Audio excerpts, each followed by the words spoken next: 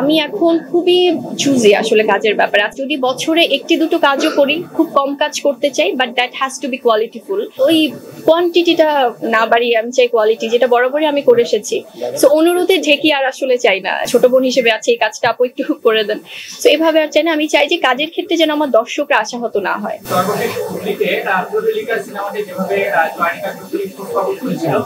সেখান থেকে দর্শকের আলাদা একটা আগ্রহ তৈরি হয়েছে তার অভিনয়ের সন্ধানে। এই ধরনের ক্যারেক্টার বা ওই ধরনের ক্যারেক্টার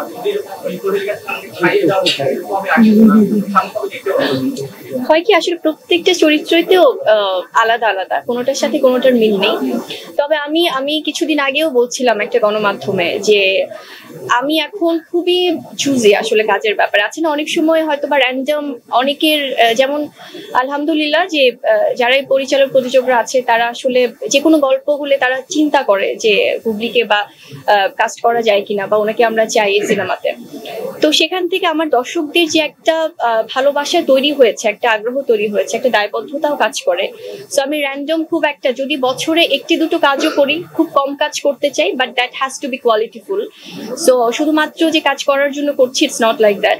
আমি চাই যে 2025 মাথায় রেখে যেন দর্শকরা সেভাবেই দেখে, কারণ আমাদেরও কিছু লিমিটেশনস আছে, আমাদের একটা বাজেটের ব্যাপার আছে সব সিনেমা টিমেই।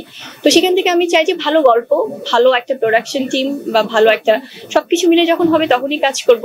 সো এই জন্য কিন্তু দেখা যাচ্ছে হয়তো অনেকেই বলে যে আপু পরের সিনেমা কবে পাচ্ছি, পরের ঘোষণা কবে পাচ্ছি।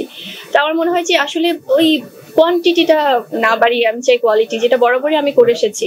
সো অনুরোধে ঢেকি আর আসলে চাই না, যে না অনেকেই বলছে ছোট বোন হিসেবে আছে এই কাজটা আপু একটু করে দেন। সো এভাবে আর চাই না, আমি চাই যে কাজের ক্ষেত্রে যেন আমার দর্শকরা আশাহত না হয়, সেটাই আসলে চাচ্ছি।